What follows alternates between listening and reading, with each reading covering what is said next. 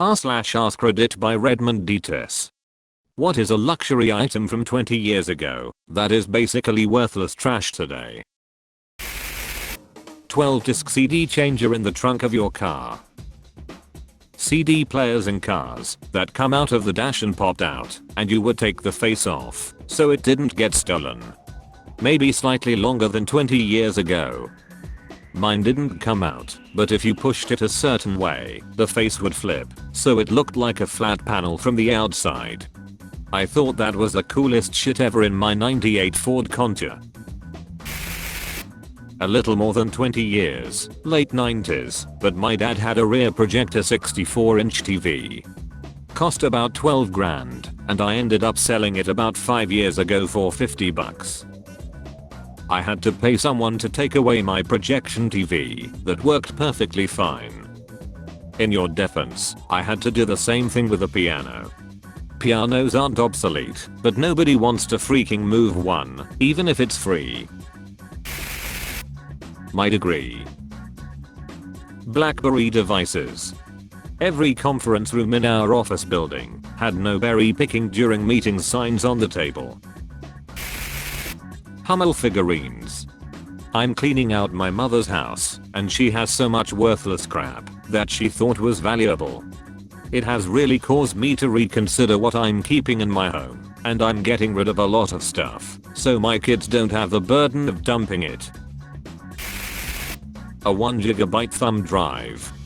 I remember we desperately needed a larger thumb drive to transfer a school video project to another computer, and my very wealthy friend's dad had one that he kept in a locked drawer in his office. My friend was able to pull some strings to get permission from his dad to let us use it, and we were incredibly grateful. So weird to think about now. I remember in 5th grade, a flash drive was on our required supplies list, and I got one that was 512 MB. A teacher told me that was more than I would need for the rest of my life. My uncle built me a computer when I was 12 or so. My mom splurged and got a 20GB hard drive. My uncle thought it was insane overkill, and I remember him saying that there's no way I'd ever fill it up in my life. At the time he was a senior program architect at a tech company, so it's not like he was oblivious to the trajectory of technology. A couple of years ago, my kid bought a 2TB hard drive for his computer, and I was like, you need to understand that when I was your age, I was walking around my university campus with a handful of 1.4MB floppy disks, and terabytes were an absolutely mythical amount of storage. I can't wrap my brain around the fact that you just went out and bought that, and now it's just casually in your living room. Caller ID box.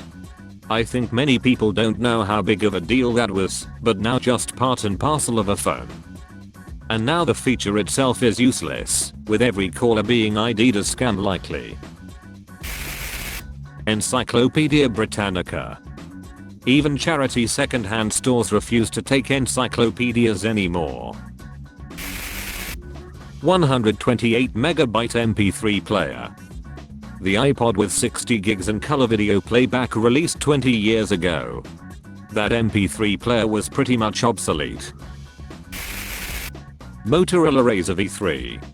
Retailed for like 500 bucks in 2006.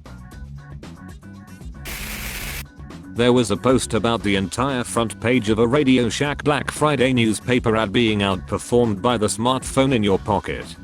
TV, camcorder, Walkman, voice recorder, telephone, calculator, etc. The town I work in still has a Radio Shack, and it's like a museum of useless dusty cords. I tried to ask the owner about doing an article about it, and he said he basically just uses the building to do his ham radio hobby, so his wife doesn't complain about it in the house. One of those fold down TVs in the roof of your car. GPS unit. Oh shit, the TomTom. The TomTom hang on for way longer than it had any right to, just because they had a lot of celebrity voices you could use. Hell, they had John Cleese as one of the voices you could use to guide you, which was awesome. I had beavers for all of 10 minutes before it went, in 50 feet turn right, I mean left, and decided that wasn't a great idea. Wanted to add to this without making another comment. The absolute best real celebrity voice that I had for my GPS was Gary Busey, hands down. It was great on road trips when he would randomly say shit like, "If you get bored, just honk at geese. Even if there aren't any geese, just honk, and sometimes the geese will come." I remember how high tech it felt when school classes started using overhead projectors. Video projectors were a selling point to the high school I attended in 2007, while other schools still use these things. Being able to live nicely on $40,000 a year. I'm not ready for 20 years ago to be 2005. That's all folks. Thank you for watching. If you like videos like this one, why not like and subscribe for more?